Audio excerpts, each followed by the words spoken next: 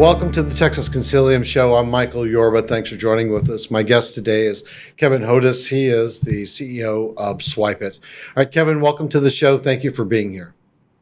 Thank you for having me on your show. It's an honor to be associated with such great other nominees for this organization. Well, if I can lead off on that, congratulations on your nomination for the Texas Consilium Business Excellence Award.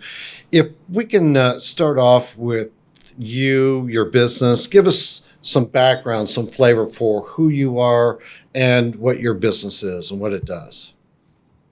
Well, I don't know if we have enough time, but I'll try and narrow it down. In a nutshell, Swypit, we've been a referral-based organization for over 20 years. And it's an interesting business, the credit card processing world. And people try to do what we do, but we are excelling all over the country, and especially right now. What makes your business so special? I mean, that's a big statement. That's really nice to be able to say that about yourself. But what makes Swypit so special? You know, we are really doing what others just don't do. And I find that most people that want to jump into our industry are in and out of it very quickly because they don't realize the amount of actual work that has to be done for the little amount of money that you actually make on each account. So when you're giving a really unbelievable, incredible low price structure, and then you couple that with unbelievable service and you just put those two together, it's really hard to find. Service is the key to what I've been doing for so long. It's the reason why we still have the first customer we ever wrote. And I still think that's kind of unheard of. And we have zero complaints to BBB after having thousands of clients all over the country. And of course, we process billions and billions worth of credit cards. So having the ability to be fair on pricing, incredible service, those two create a very special company. And, you know, we've got a really boutique concierge-like service that nobody ever will do. And I've told this to so many people in my industry, and they still can't seem to get it. Let's drill down on that because that leads into my next question. The Texas Consilium Award is based on business excellence. You started to get in there and describe it, but the criteria are such things like customer satisfaction, operational excellence, employee satisfaction, and business performance. So if you could drill down just a little on how your company exemplifies excellence. Good question.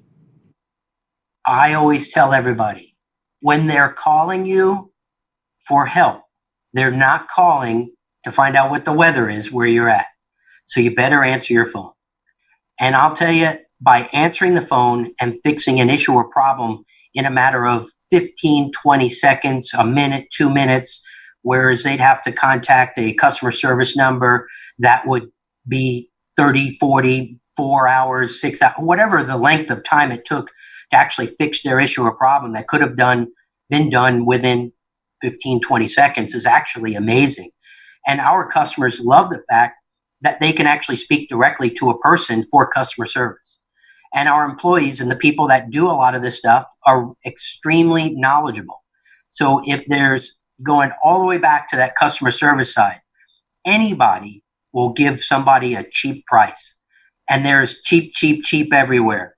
I never say the word save to anybody. We always make our clients more profitable. And I guarantee that no one can ever hold a candle to what we're doing. And I find it's incredible how other companies don't take care of the way we take care of our clients. But without them goofing it up, we wouldn't be successful. So I need them out there goofing things up all the time. So we can't let them get off too easy. So I let them go and do the crazy stuff they do. They run their boiler room operations. They're setting up appointments for agents that have no knowledge, no expertise. I personally am a certified payment professional, which is an industry standard. And you can look it up on the certified list of people. I think it's amazing how our industry, the credit card processing industry, isn't really regulated. But it's not something that I have control over. All I can do is excel, give my clients the service that they want, and then that gives us the ability to have continued growth. And we've had continued growth over the past 18 years of 15 to 18% year over year over year. I have no earthly idea how we've done so well, except for the fact that we take care of our clients. Number one, always take care of your clients, because your clients will always take care of you. Employees are a huge factor. We have numerous processors all over the country that we work with. Most organizations are working with one, and they put everybody in one corner. I, in turn, have relationships with so many people all over the country that it gives me an advantage over our competition. And maybe I hope too many people aren't paying attention to this, because they might just realize that maybe they need to do the same. So I got to be careful what I tell you, all my secrets. That's good. Now, if you're speaking to a group of Texas business leaders and they want to improve their business just like you, what lessons would you like to relay to them about what you've learned along your journey? Wow. Lessons learned is make mistakes. And then if you make the mistake, try not to do it over and over again. That would be a huge factor to learn, right? But if you make a mistake, don't get yourself all beat up over it. Just learn from it, laugh about it. Don't do it over again. But everybody makes mistakes. I've had so many people that have worked for me. I've trained so many people in the industry, and they always go, "Oh, I don't want to disappoint you." I go, "No, please. Let's get the disappointments out of the way, and let's not call them disappointments. Let's call them ways to move forward for your continued success." Great answer. Now, what in the way of social responsibility is Swypit doing to cohese themselves with the community around you, those that you serve? That's probably my passion area there, for helping others. My whole company was built on helping others. As a chef that worked in the food industry, I worked as the personal chef to some of the wealthiest men in the world. I worked on the Highlander, which was owned by Malcolm Forbes. Sorry about that. Obviously, Malcolm and Liz Taylor would be on the boat quite often. He had priceless artwork on the Highlander. When you work for very wealthy people, you get a chance to learn things about what they do and what they've done. I worked for the original distributor of Coca-Cola in 1906 and their family. They were some crazy, awesome people. I loved learning from them. And they taught me about success. And I've applied those things to how business works today. Take care of people, and people will take care of you. But then you have to give back to the community in different ways. And the couple of areas that I love to give back in are ones that are kind of overlooked by a lot of people, and that's the fallen soldiers, the families of fallen soldiers. So two organizations I really give, and I've been trying to calculate, we're obviously seven figures into giving back to the community in many ways, but helping families of fallen soldiers with the American Fallen Soldiers Project has been one of those. And then, of course, gotten very heavily involved recently with Folds of Honor. Lieutenant Colonel Dan Rooney created that, and they're giving college scholarships to families of fallen and disabled fallen soldiers' families.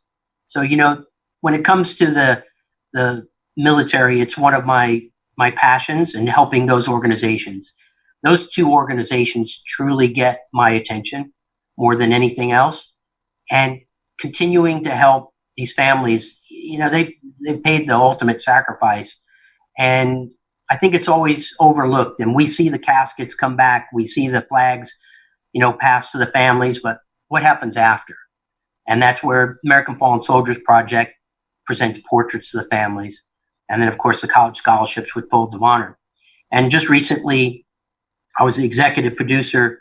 I've been the executive producer of 3 movies that have nothing to do with anything but helping people. But of course, Folds of Honor, the movie, is on Amazon. People can go and check it out. That just received 2 Emmys this past week. So I'm so excited to be executive producer of an Emmy Award-winning movie. And obviously, it's going to help families get the word out some more. So I love helping military. I love helping people. And the more people we can help, the better off I feel, the more I feel compelled to help more and more. Congratulations. So, summing up the entire interview, what do you feel that you'd like your legacy to be? Yeah. I was asked once by an individual who said, "What do you want on your tombstone for people to truly know about you than just know that your name of when you were born and when you passed away?" And I said, I want people to know that there truly is somebody out there that really does care about other people. And as long as they know that my legacy is continuing to help families of fallen soldiers, my continual legacy of helping my family realize that our freedom's not free, and that would probably be anything I can do to continue the legacy for people to know that. That's probably the thing, the passion to help others, the passion to take care of more than just ourselves. It's great to have a company that's been very successful for many years, but what do you do with your success? What's going to define you to be where you want to go? And definitely helping others is number one on our plate for sure. Great. I really appreciate that. Kevin, all right, that concludes today's show.